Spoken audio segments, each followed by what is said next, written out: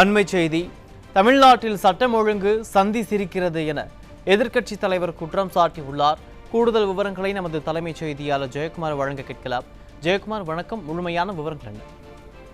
வணக்கம் அருண். இன்றைக்கு சட்டமன்றத்திலே காவல்துறையினுடைய மானிய கோரிக்கையின் மீதாக, குறிப்பாக உள்துறை மானியத்தின் மீதாக எதிர்க்கட்சித் தலைவர், தமிழ்நாடு முன்னாள் முதலமைச்சர், அதிமுக பொதுச் செயலாளர் புரட்சித்தலைவர் எடப்பாடி கே பழனிசாமி அவர்கள் பேசுகிற போது நேரலையை துண்டித்தார்கள். பேச அனுமதி மறுக்கப்பட்டிருக்கிறது.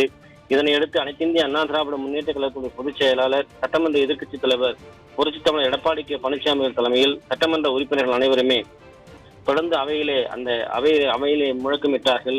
ஆனால் பேசுவதற்கு அனுமதி மறுக்கப்பட்டிருக்கிறது. குறிப்பாக இன்றைக்கு உள்துறை மானிய கோரிக்கையின் மீதான இந்த விவாதத்திலே அதிமுக பொதுச் செயலாளர், சட்டமன்ற எதிர்க்கட்சித் தலைவர் புரட்சித்தலைவர் எடப்பாடி கே பழனிசாமி அவர்கள் தனது உரையை தொடங்குகிற போதே கழக நிறுவன தலைவர் டாக்டர் பொன்மனச்செம்மல், புரட்சித் தலைவர் எம்ஜிஆர், இதய தெய்வம் புரட்சித் தலைவி அம்மா ஆகிய இருவரும் தலைவர்களை வணங்கி அவருடைய உரையை தொடங்கி இருக்கிறார். அவர் பேரவைத் தலைவர் பார்த்து காவல்துறை மானிய கோரிக்கை என்பது ஒரு முக்கியமான ஒரு துறை என்பதை அவர் குறிப்பிட்டிருக்கிறார். காவல்துறை எந்த அளவுக்கு சிறப்பாக செயல்படுகிறதோ அதை பொறுத்துத்தான் மாநிலத்துடைய வளர்ச்சி அமையும் என்று தெரிவித்திருக்கிறார். பயிருக்கு வேலி எப்படி பாதுகாப்பாக இருக்கிறதோ அதுபோலத்தான் மக்களுக்கு பாதுகாப்பாக இருப்பது காவல்துறை. கடந்த 3 ஆண்டு காலமாக காவல்துறையுடைய செயல்பாடுகளை பார்க்கிற போது சொல்லிக்கொள்ளும் அளவிற்கு ஒன்றுமே இல்லை என்று அதிமுக பொதுச் செயலாளர் புரட்சி தமிழர் எடப்பாடி கே பழனிசாமி அவர்கள் போட்டு கொடுத்திருக்கிறார். அனைத்து இந்திய அண்ணா திராவிட முன்னேற்ற கழக ஆட்சியின் போது தமிழ்நாடு காவல்துறை சிறப்பாக செயல்பட்டது, சட்டம் ஒழுங்கு பாதுகாக்கப்பட்டது, சட்டத்தின் ஆட்சி உறுதி செய்யப்பட்டது. தமிழக காவல்துறை ஸ்காட்லாந்து யார்டுக்கு நிகரான ஒரு காவல்துறைக்கு இணையாக செயல்பட்டது. அதிமுக ஆட்சியில் இந்தியாவிலேயே அமைதியான மாநிலமாக, பாதுகாப்பான மாநிலமாக தமிழ்நாடு திகழ்ந்து விளங்கியது. குறிப்பாக பெண்களுக்கு பாதுகாப்பாக வாழ உகந்த மாநிலமாக தமிழகம் இருந்ததை அனைத்து இந்திய அண்ணா திராவிட முன்னேற்ற கழகத்துடைய பொதுச் செயலாளர் புரட்சி தமிழர் எடப்பாடி கே பழனிசாமி அவர்கள் குற்றம் சாட்டியிருக்கிறார். இதன் காரணமாக அனைத்து துறைகளிலும் சிறப்பான வளர்ச்சி கண்டது. குறிப்பாக அனைத்து இந்திய அண்ணா திராவிட முன்னேற்ற கழகத்துடைய ஆட்சி தமிழகத்திலே சிறப்பான ஒரு ஆட்சியாக இருந்தது.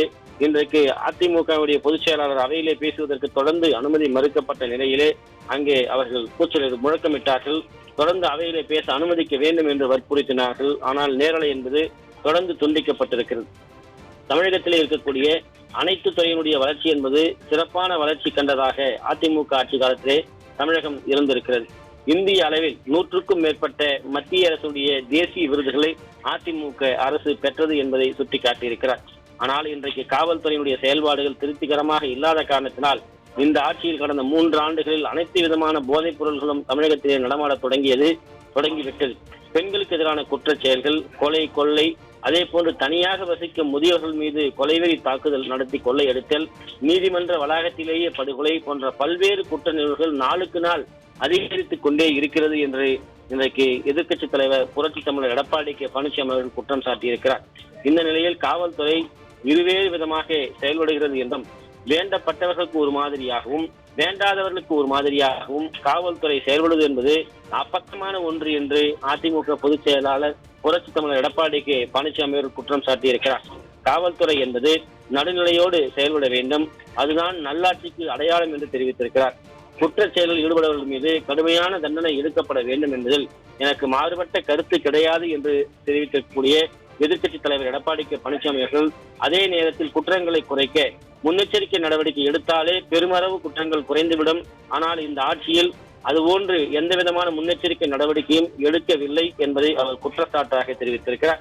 தூத்துக்குடி ஸ்டெர்லைட் துப்பாக்கிச் சூடு, ஸ்டெர்லைட் ஆலையுடைய பிரச்சனை தொடங்கப்பட்ட நாளிலிருந்து உன்னிப்பாக கவனித்து தகுந்த அறிவுரை வழங்கி வந்தேன் என்றும், துப்பாக்கிச் சூடு சம்பவம் நடைபெற்ற நேரத்தில் தான் நான் மூத்த அமைச்சர்கள், தலைமைச் செயலர் உள்ளிட்ட அதிகாரிகளோடு கூட்ட அரங்கில் ஆலோசனை இருந்தேன். துப்பாக்கி சூடு சம்பவம் தொடர்பாக செய்தி கிடைத்தவுடன் கூட்ட அரங்கை விட்டு எனது அறைக்கு வந்து தொலைக்காட்சி நேரடி ஒளிபரப்பில் பார்த்தேன். இதைத்தான் அன்றும் கூறினேன், இன்றும் கூறுகிறேன், நாளையும் கூறுவேன்.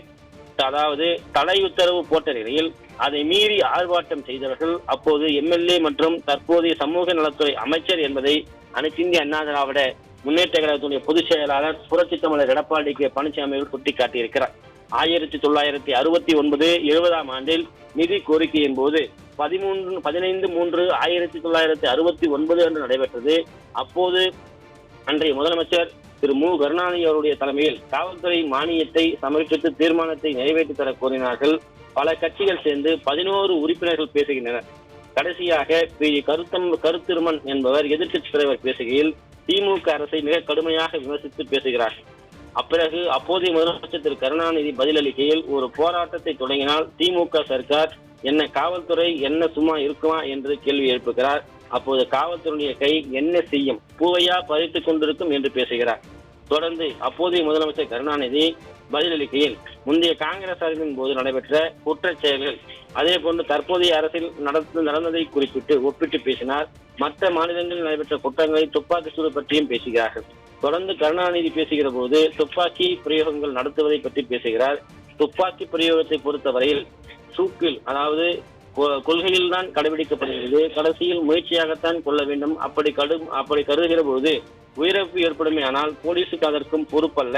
இப்படிப்பட்ட நேரத்தில் சிலர் உயிரிழந்தார், அது பொறுப்பாளி அல்ல என்பதையும் தெரிவித்திருக்கிறார். அப்போது கருணாநிதி துப்பாக்கி சூடு பற்றி சம்பவம் பற்றி, தூத்துக்குடி சம்பவம் பற்றி குறித்து விசாரணை ஆணையம் அமைத்து எதிர்க்கட்சி தலைவர் அப்போது முதலமைச்சரான ஸ்டாலின் இது வெறும் கண்துடைப்பு நாடகம் என்று குற்றம் சாட்டியதை அதிமுக பொதுச் செயலாளர் புரட்சி தமிழர் எடப்பாடி கே பழனிசாமி அவர்கள் எடுத்துள்ளார்.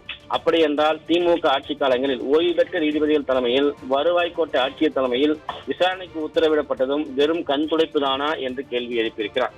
தற்போதைய தமிழ்நாடு அரசு இதுபோன்ற சம்பவங்களுக்காக விசாரணை ஆணையம் அமைத்தால் அது உண்மையை மறைப்பது என்றும், கண்துடைப்பு நாடகம் என்றும், குற்றவாளிகளை காப்பாற்றுவது என்றும், குறை கூறுவது என்றும், அரசியல் காழ்ப்புணர்ச்சி காரணமாகத்தான் என்றும் எடுத்துக்கொள்ள வேண்டும் என்றும் அவர் தெரிவித்திருக்கிறார். இதுபோன்று அதிமுக ஆட்சியில் ஏற்கனவே செய்திருக்கக்கூடிய சாதனைகள், அனைத்து மகளிர் காவல் நிலையம், பெண் கமாண்டோ படை உருவாக்கம், குறிப்பாக அதிமுகவுடைய முக்கிய நபர்களுடைய அந்த அதிமுக்கிய நபர்களுடைய பாதுகாப்புக்காக சிறப்பு பாதுகாப்பு படை SSGயை துவங்கப்பட்டது அதிமுக ஆட்சியில். 1993ஆம் ஆண்டு சிறப்பு இலகுப்படை, அதாவது ஸ்பெஷல் டாஸ்க் போர்ஸ் என்ற ஒரு அமைப்பு உருவாக்கப்பட்டது. 1994ஆம் ஆண்டு கடலோர காவல் படை குழுமம், அதே போன்று மாநில நெடுஞ்சாலைகள் ரோந்து பணிகள் சொல்வதற்காக நெடுஞ்சாலை ரோந்து முறை, இவையெல்லாம் அதிமுக ஆட்சி காலத்திலே கொண்டு வரப்பட்டது. தமிழ்நாடு சிறப்பு காவல் இளைஞர் படை துவக்கப்பட்டது.